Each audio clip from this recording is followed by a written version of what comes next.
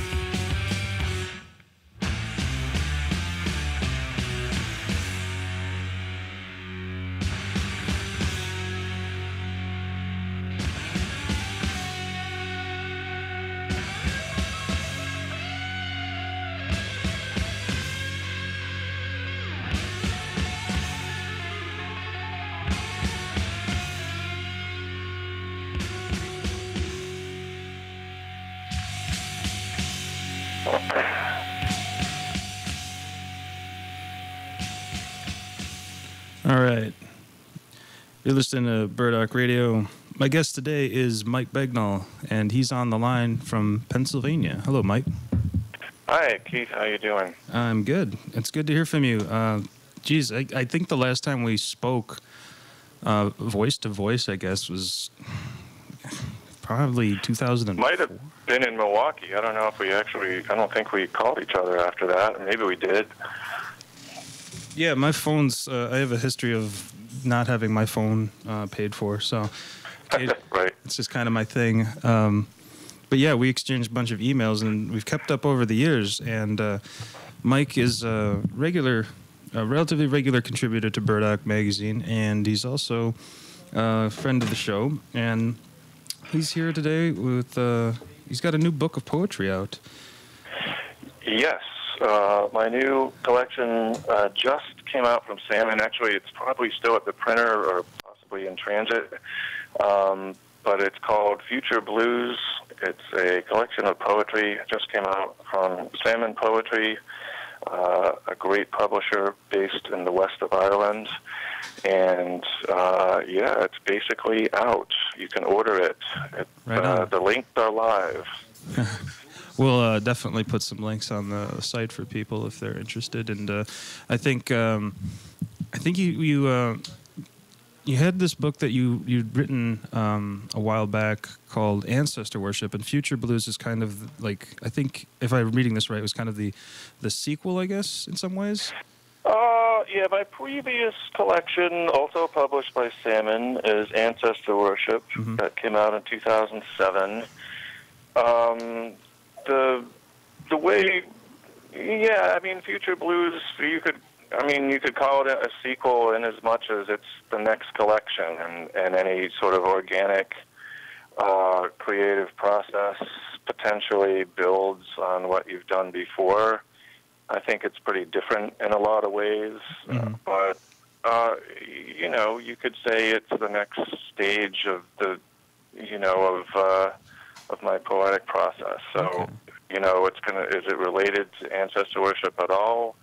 Yeah, but it's also building on that and doing something different and I don't know, maybe even better, hopefully. Right. Well, that's the thing. I have got all your other books with me, but because that one is so new, I haven't had time to get a copy of it. So I was wondering if you would mind sharing something or reading something from it. Absolutely. And hey, by the way, since you're broadcasting in Milwaukee, I should also say that the new collection, Future Blues, features cover artwork by an awesome Milwaukee painter named Kyle Fitzpatrick, who you probably know. But yeah, I'll be happy to read a little bit of a few poems or whatever you want from the new book, Future Blues. The first poem I'll read from that book is called Blues for Tomorrow. So in a way, sort of like the title poem, but not exactly the same title. Here we go. Blues for Tomorrow. Gatefold. Haven't you always stood standing? Nobody else will know these. Some vague memory of autonomy hovering in the days, so that suddenly now is called transition. Orange and blue, something scribbled out. Reverberation. Future blues. Nothing will be okay. Nothing remains pristine for long. Stretched out in dark bed, the spectacular lights of death. All this terror, the flying humanoids in the air for real, the sinister people who want to come back from the past, a leafless time that wind shook. Standing at the window ledge, looking out at the fields or on whatever street, no one feels these ruins. Inside, in the eyes, the flesh and the hair juts below the belly line, and even below the dark of the nest. Very nice. Thank you. It's got a kind of apocalyptic feel to it. Kind of. Yeah, I guess you could say no one feels these ruins. Yes. Yeah. Apocalyptic. Yes, I guess you could say that. Not literally. It's not. Yeah. Not like the A-bomb or anything. Right. Well, it definitely kind of feels like like a lot of people that you just talked to today now kind of have this sense of urgency, and everybody's scared about resources and anything from water to oil. And then people are frightened of like global warming, and everybody's kind of got it in the back of their mind, I guess. Well, that's true. I mean, I guess in the wider picture, we're living in desperate times. Right. Well, I'm interested. What caused the shift, and if I don't have the collection in front of me. If it's the entire collection is kind of a meditation on that, or how did you come upon the manuscript or the final product, I guess? Well, okay. Okay. Big question. Yeah. All right. How do you explain your own work? Well, you don't have to. If you're uncomfortable, I understand. Well, no. I consented to be interviewed, so I have to expect these questions. How did basically what's it all about? Well, I mean, I suppose I'm not, overtly a political writer, but sometimes I am. And your previous comments are kind of taking it into that wider social and economic context, and I think all of that stuff informs the book.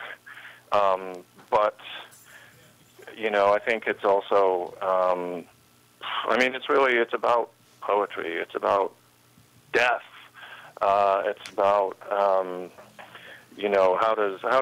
how does a person, or how does an artist, or how does a poet deal with death and desperation, and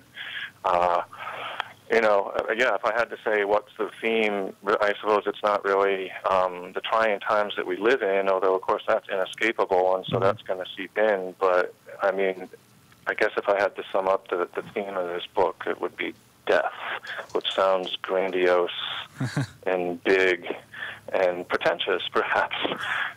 Nothing so pretentious as death, I guess. Yeah, well, and that's what I guess it's really about. And so the title, Future Blues, which, by the way, I got from the famous blues song by Willie Brown, the friend of Robert Johnson, so I caught the title, but I credit him. And anyway, you can't copyright titles.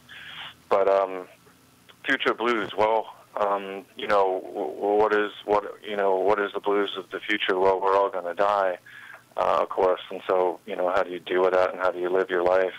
I don't quote Willie Brown or anything, but the first line of the song, Future Blues, goes, can't tell my future, can't tell my past, and it's kind of, I guess, about living in the moment.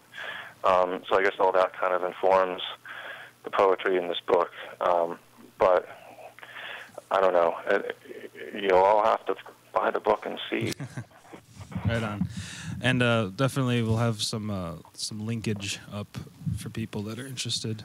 Definitely. And you can always go to Salmon's website, salmonpoetry.com. Yeah. I was going to ask you, how did you get in touch with Salmon? And you've published 2 books with them now. And you were also, I think, in one of their anthologies, if I'm not mistaken. That's true, yeah. There's a Salmon anthology called, I think, Salmon... it's a history of salmon. Salmon, A Journey in Poetry. Here it is in my bookcase. But the previous collection is Ancestor Worship. How did I hook up with them? Well, I lived in Ireland for a long time. I lived in Ireland for 9 years, and they're a press that's based in Ireland. And, I was doing a lot of writing, a lot of literary activity in Ireland, and I co-edited initially and then edited on my own a literary journal in Ireland called The Burning Bush. So I was sending all the stuff to Salmon, to Jesse Lendenny, the publisher of Salmon, and, sent her some work at a certain point, manuscript, and she liked it. It was simple as that. It doesn't always happen that way. I mean, there's a lot of work that happens before you get a manuscript accepted. Right. A lot of grunt work of publishing in small journals and things like that.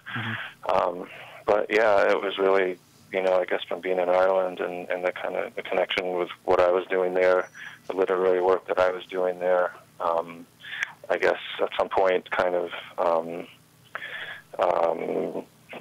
coincided with what Salmon wanted to do, and so they agreed to publish a book, which was my first book with them was Ancestor Worship. Right.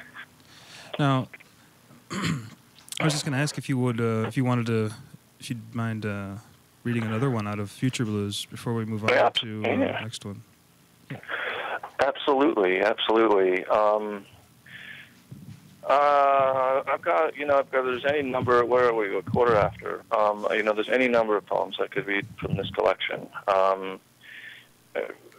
I'll give you a choice. You want me to stick with the dramatic theme of death, or should I read something a little bit different, maybe has to do with sort of musical aspects that I sort of alluded to?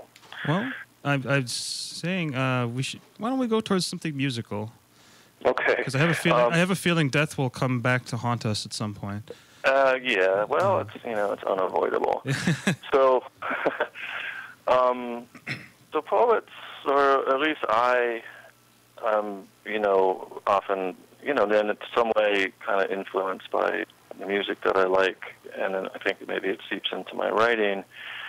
And I think there's a big Stooges influence on this collection, on the work that I have in this collection. I mean, I'm a big Stooges fan, Iggy and the Stooges. And so their guitarist, Ron Ashton, died a few years ago. And I wrote a poem for Ron Ashton. So there we go. It's actually still about death. Okay, well, as long as we can keep the two themes merged somehow. Well, yeah, like I said, it's going to be unavoidable. Here, I thought it was going to be a departure, but no, it's for Ron Ashton, who died in, I guess, January 2009. If anyone is listening to this who doesn't know the Stooges, you should definitely check them out, especially their album Funhouse, which I would say is the greatest rock and roll album of all time. And you can quote me. All right. But all right, this is a poem for Ron Ashton, and it's called For Ron Ashton. Volume, volume, volume, volume, volume, the volume, volume, volume, volume. No way. Chord, chord, chord, chord, chord, chord, chord. 1, 2, 3, 4, 1,000. We mythologize and love our heroes and propagate their images, quantum leaps of evolution. It is nothing else but and. And the thing you don't understand at first is best, like a toupee. Something is a part of someone, never a dead end, never hard to understand, a bloody hand, and volume. The shifting sands. What are the sensations in the studio under pink, looking for a place called Stoogeland? Other times alone and drinking, a mind wide enough as liquid, a switch.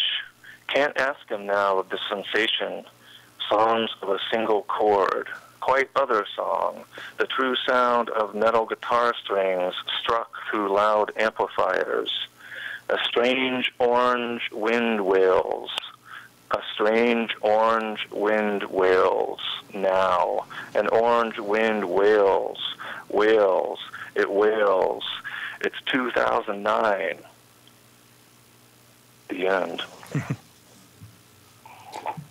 All right. So, like one of their famous songs is, it's 1969, okay, all across the USA. So I end with, it's 2009. Well, I was slowly turning the volume up on you in the beginning, too, so... Oh, good. Did it coincide with when I said volume? Exactly. I'm a special effects magician up in this. All right, you know how to work the dials. Figuring things out slowly. Like I said, this is my first call-in interview today, so it's a big deal. Well, hopefully people are hearing me, right. And it's not dead air. I hope so too. So, from Future Blues being the next step in your published poetic persona. That's a lot of alliteration there. That's a good way to put it. If we could go back in time a little bit to the previous collection, Ancestor Worship. This is one I like a lot, actually, of yours. There's things in here that I guess I don't know. I don't know what to say other than I remember some of these poems. I don't remember if you ever read them when you did come through Milwaukee.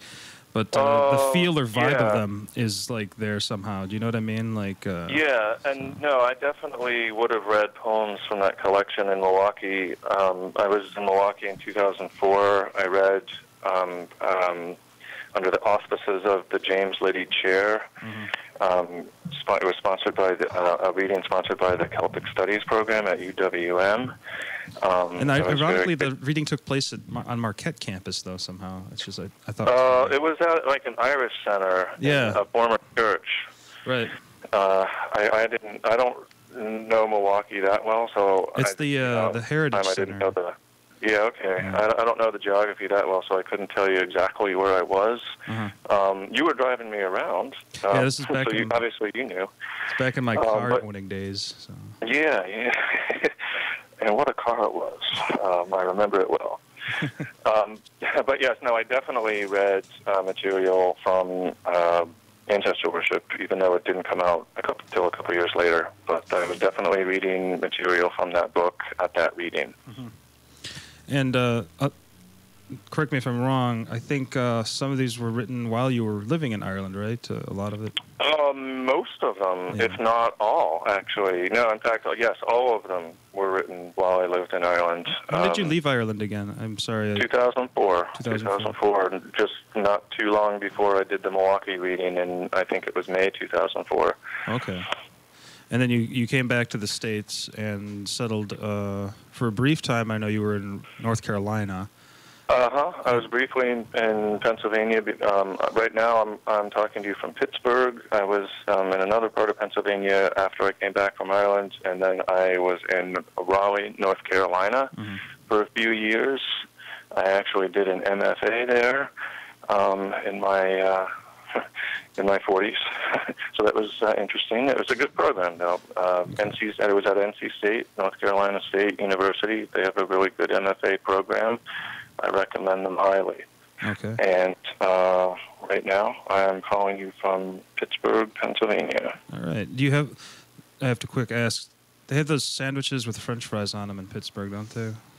Oh, that's right, yeah. What are they called again? I don't know.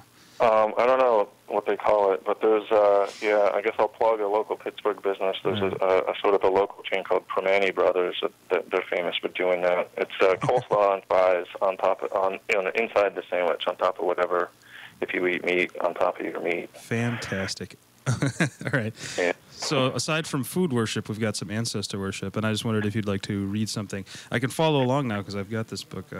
Okay, right. You actually have that one in your hands. Certainly. I often read the title poem Ancestor Worship. I've kind of read it a lot, and you can actually hear me. Actually, you can watch me reading it in a video file on the salmonpoetry.com website. If you go to the Ancestor Worship page there, you can find we'll put a link video up of me reading. Yeah, okay.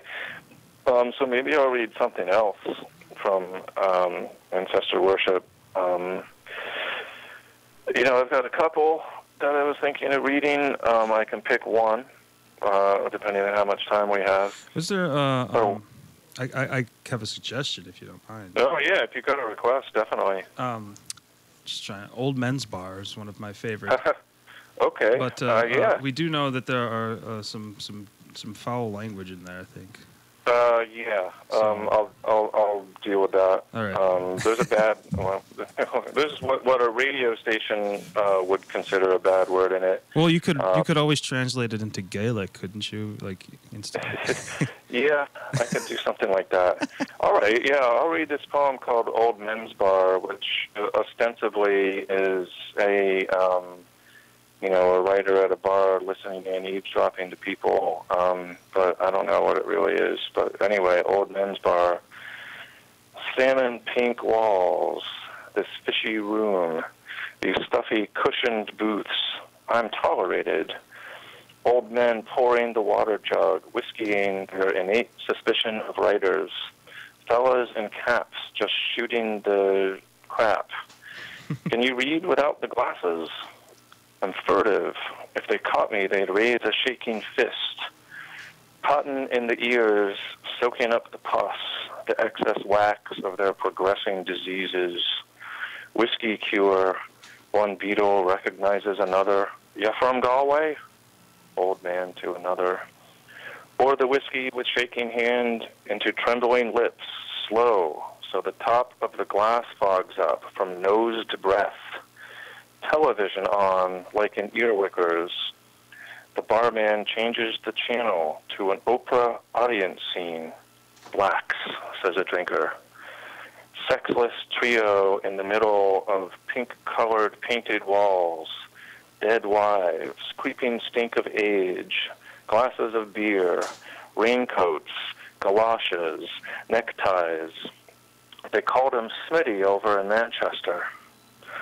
All the action is at the bar, and they come in afternoons of ash, wet mist swirling over barehead skulls, a new arrival, wisps of white hair yellowing, tapping fingers, skin stretched on bone. Headlights are on in the November twilight, the rush of wet tires outside. Barman switches it again to a news story, an elephant who paints pictures. The end. All right. Yeah, all right. Where were you writing that one? Is that in Galway? Yeah, I would have written that in Galway. I never made it, when I did get to Ireland, I never made it to Galway, but somehow this reminds me of Sligo, which is north of Galway. Yeah, Sligo also is in the west of Ireland, a couple counties north.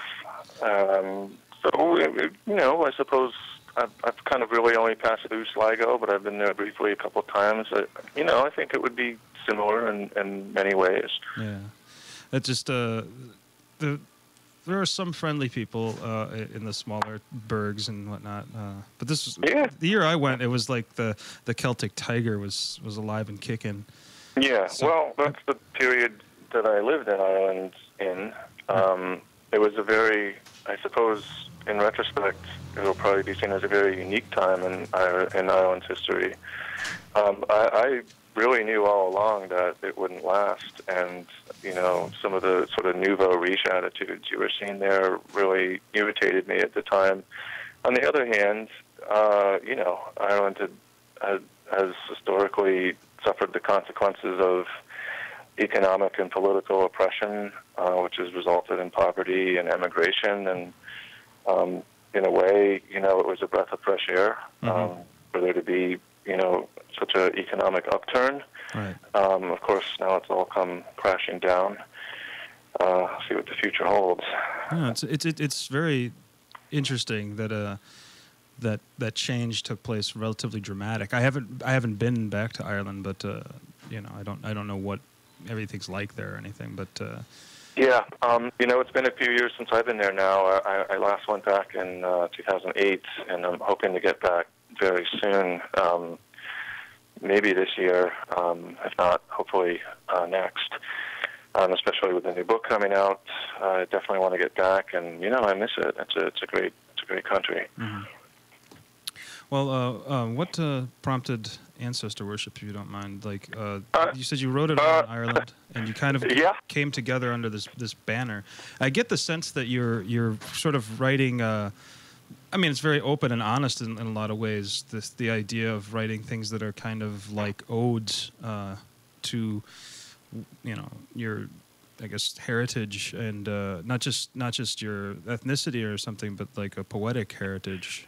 Because all of it. I guess it's this is maybe a hackneyed phrase, but I guess you could say it's my love letter to Ireland. Mm-hmm. And it's also my version of Ireland. Mm-hmm. I have my own ideas about Irishness, about what it means to be Irish, and here, I'm coming from it as an outsider. In many ways, I would say it's almost like my cultural nationalist collection.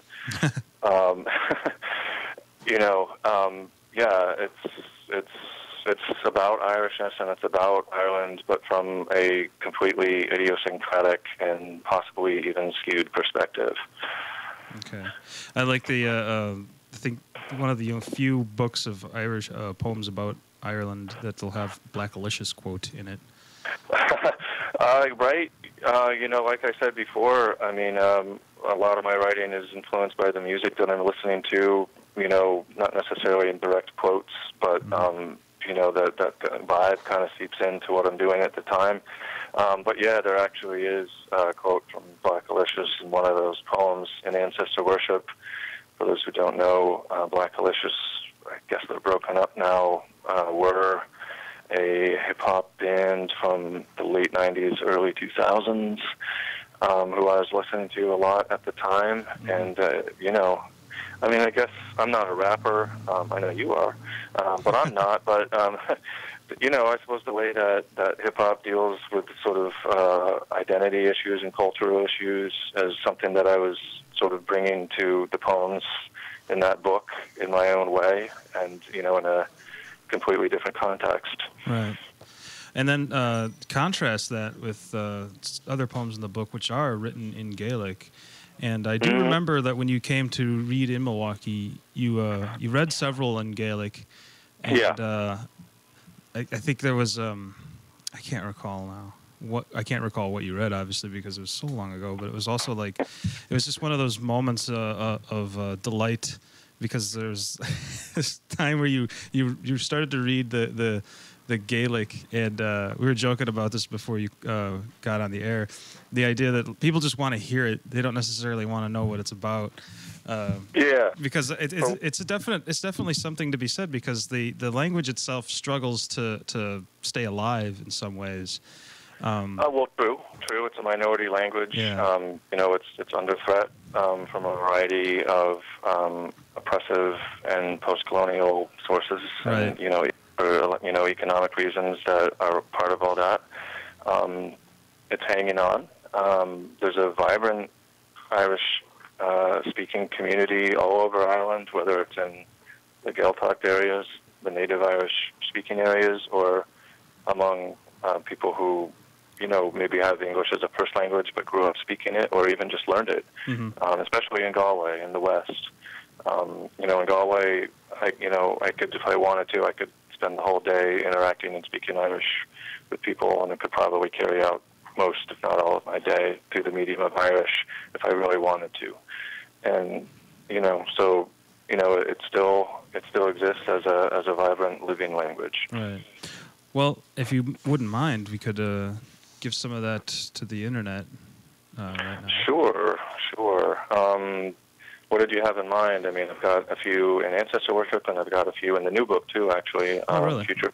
There's a few hand-told Irish poems in that book as well. Well, you could have snuck one in. Although I do have ancestor worship in front of me, I could just look at the thing and be like, "That doesn't sound like the right pronunciation." Oh yeah, right. I recognize this font. No. But yeah, if you want to read something from Future Blues, that'd be fine. Yeah. Okay. Let's see if I can find this here.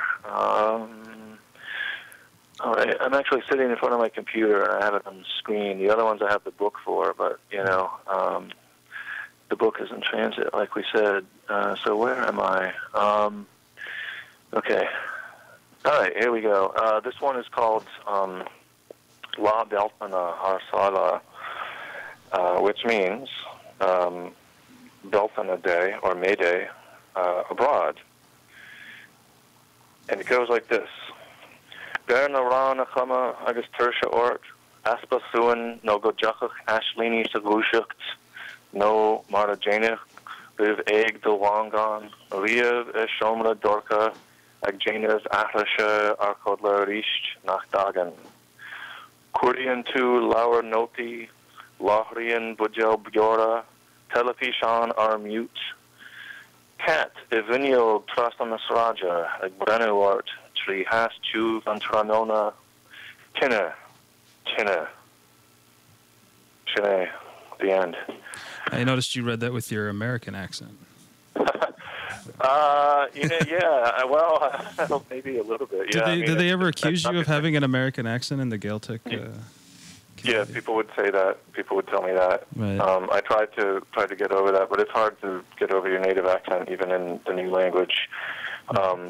But of course, in my mind, I was sounding as much of as native as I possibly could. But yeah, people would sometimes tell me that I spoke Irish with a native accent. And of course, it's harder to speak Irish in America, obviously, than it is in Ireland. Mm-hmm. Do you feel like, I'm just curious, because I've never actually tried to speak fluently any foreign languages, any other languages other than English, but I've always thought that it was kind of difficult to do something without putting effort into covering up your American accent, as it were, and just because. Do you think that helps at all, or did you find that it's difficult to do that sort of thing? I don't think you should worry about it. I think, firstly, if you're going to learn a language, you just got to speak it and, the best way to learn a language is to cast all of those apprehensions aside, and it'll work out in the end. You know, I mean, yeah, obviously you want to sound as native as possible. You want to get the sounds down, of course. But, you know, I just think that if anyone wants to learn Irish or whatever language it is you want to learn, you should just do it, not really worry about all that stuff too much, get over the embarrassment of sort of speaking in a different mode from what you're used to, and just jump into it and just do it. I mean, the best way to learn a language is just to be fanatical about it and not care what anybody else thinks. Right. Well, I have another question for you. What does almost do na Peshmerga mean? Almost na Peshmerga. Peshmerga.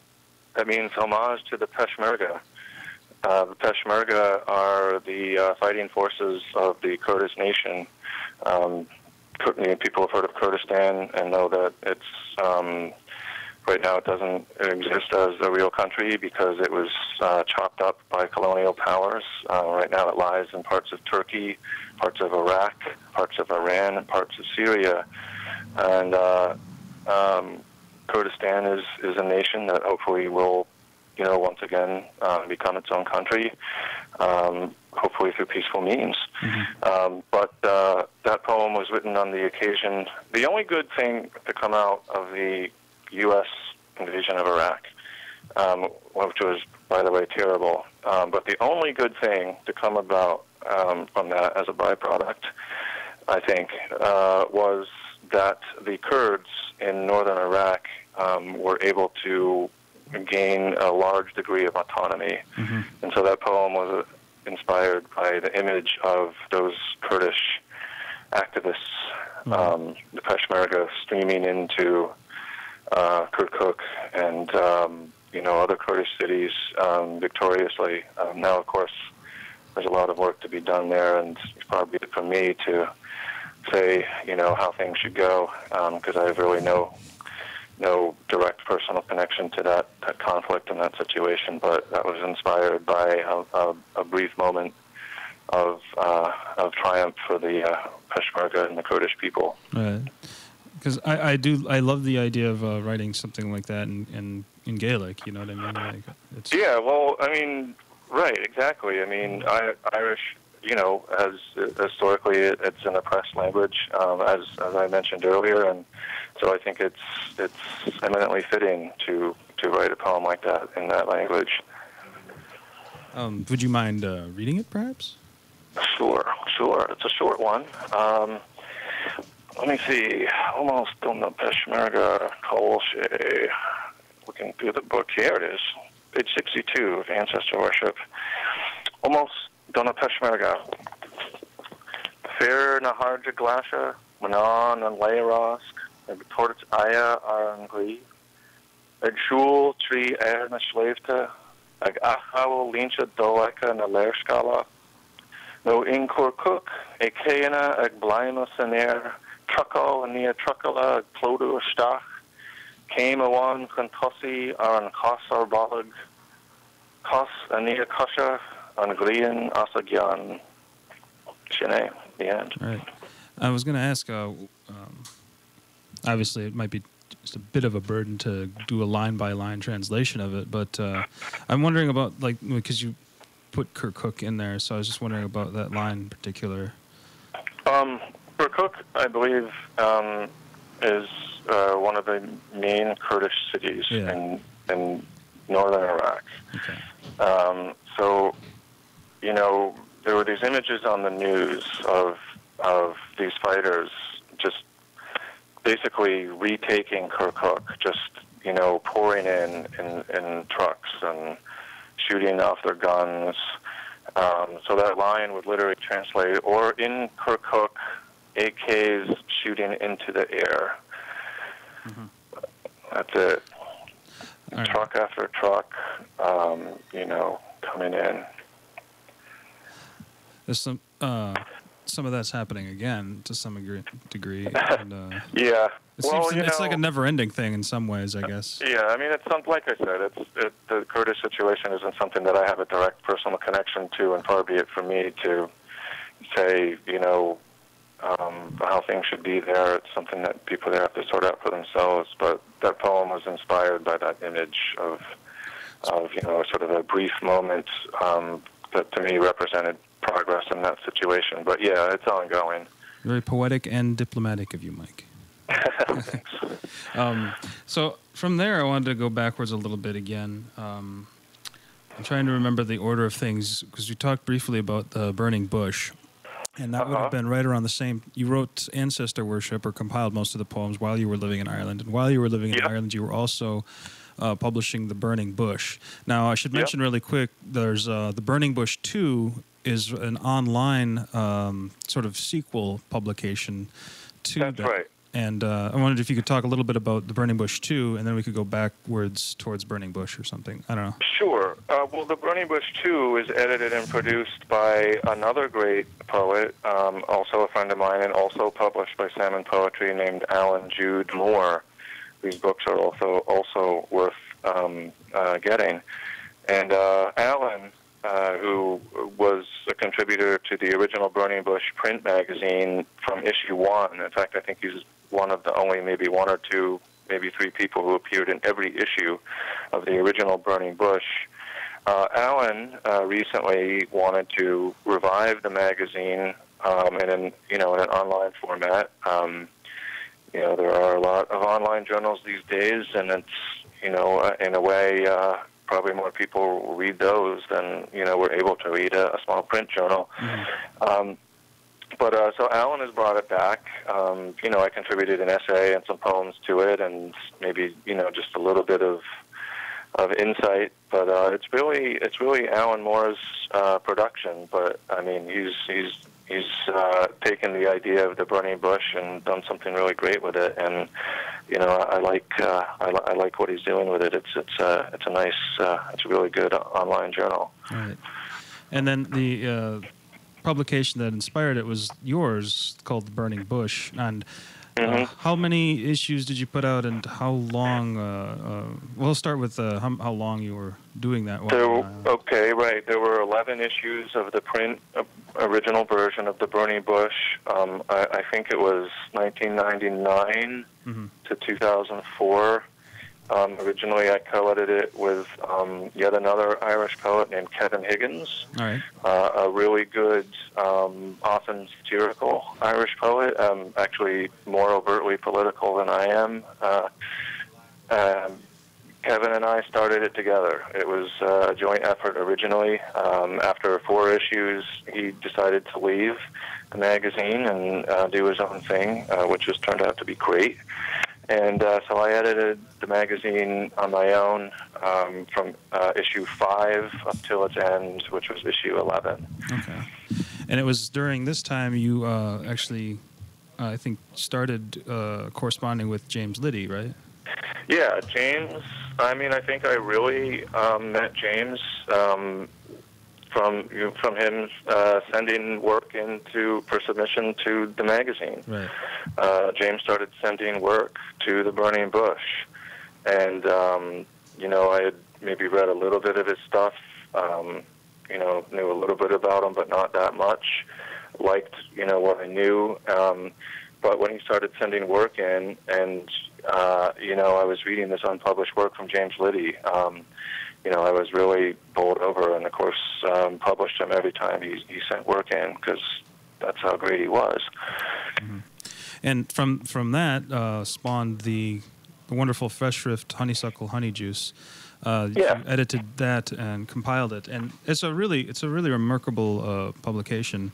I remember I was friends with James when you were putting this together, and he suggested that I send you something, and he wanted me to run the poem by him that I sent to you before I sent it in. It's kind of a little amusing side note there, but it's really cool to be in it, not just because we both really admired James and loved him as a poet. And I was, as you were, I was lucky enough to meet him a number of times and hang out with him on a number of occasions and become personal friends, as well as someone who just admired his work. And obviously anyone, I suppose a lot of the audience for this show is probably in Milwaukee.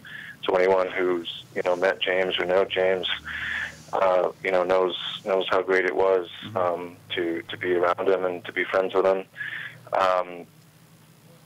So I edited a book, a Festschrift, a sort of tribute to James called Honeysuckle Honeyjuice, which is published by Arlen House Press, which is an Irish press based in Galway, Galway, Ireland, and that same press has published sort of James's last number of poetry collections as well. Yeah. Another great press from Ireland. And, so you're in the book. There's a number of people in here. Oh, there's Bob Watts in here. Bob Watt, the great we've got Milwaukee poet, probably Yeah. famous in Milwaukee. Maybe not as many people outside of Milwaukee know him. Unfortunately, I know he died a couple years ago, but great sort of, you almost maybe want to say a Milwaukee beat poet. Right. We've got Jim Chapson, of course, and Zach Peter. Jim Chapson's work I really admire. Yeah. Our own house put out his books. I think Jim is great. There's even some Eric Adams stuff in here. Eric Adams. The first time I met James, he was with Eric, and this was in Galway. It was for the release. It was for the book launch of the critical study on James Liddy, put out by Arlen House. That was written by Brian Arkins. Eric Adams was there with him. So I met Eric at that time as well. Yeah, and I wanted to ask, I'm pretty sure James probably supplied this, but there's even a letter from Charles Bukowski in it. That's right. Yeah, that was supplied by James. Bukowski wrote him a letter in I think it's late 60s. Right. James moved from Ireland to America in, I want to say like 68 or something, to teach first in San Francisco. And he was in contact with Bukowski, so we got a letter from Bukowski in the book. Yeah. Yeah. I just thought it was really funny. It is. He closes it with Jeffers' preferred rocks. Me too. I've never seen an ugly one. Yeah, I know. Well, I mean, Bukowski also was a great writer, and this letter. This is probably one of his best letters, actually. I mean, he's got a lot of good letters, but who would have known that one of Bukowski's best letters is to an Irish poet named James Liddy? Right. And then, geez, I mean, it's really great. Like the publication is really. Yeah, I mean, there's a lot of big names. I mean, James is a substantial figure in the history of Irish poetry, and so there are a lot of big names who contributed to the. Thomas Kinsella is in it. John Montague is in it. I mean, a lot of poets have been publishing since the 50s and 60s. Sort of the latter-day Irish modernists, and a lot of young poets. I mean, James never stood still. He was always meeting new people, new students. So there's just a lot of great writers from many different generations in this book about Liddy. That was, and it's like we had to mention that publication just because of the strength of it, but also just the wide breadth of people in it, and even a cover painting by Paul Funge, who I only met once, but heard countless stories. I've never met Funge, but he's a really good Irish painter, and he painted the picture of Liddy that's on the cover, and the design came out really well. I mean, like I said, Arlen House, great publisher. Well, we're getting down to the bitter's end all of a sudden. It just flew by a lot faster than I thought it would. I wanted to talk briefly about your other two earlier publications. Mercury the Dime is a chapbook length poem. It's published. Perfect bound, small little book though. Yeah. Yeah, this is the Six Gallery Press put out, and it's got two dates on it. It says copyrighted 1993 and 2005. So you published this once in '93, was it? No, it wasn't published then, but that's when it was written. So the manuscript existed when I wrote it, 92 to 93. But it didn't actually see the light of day until, I guess, 2005. So yeah, it's earlier work. I would say in many ways vastly different from what I'm doing now. Right. I know written in '92 to '93, so I'm showing my age. I'm 40 something now. So it's the work of. It's got your exact date of birth on the back. If you want me to get really specific, Mike. Go ahead. I was born in '66. Punish him. And then the other book you've got is The Lakes of Como, which is 2003. And I noticed there's a lot of stuff in here about. Well, there's even a poem in here called Black Flag. Oh yes. And you have a tie to the hardcore scene. And I wanted to get to that a little bit. And a lot of you, like you said, poems are inspired by music you're listening to.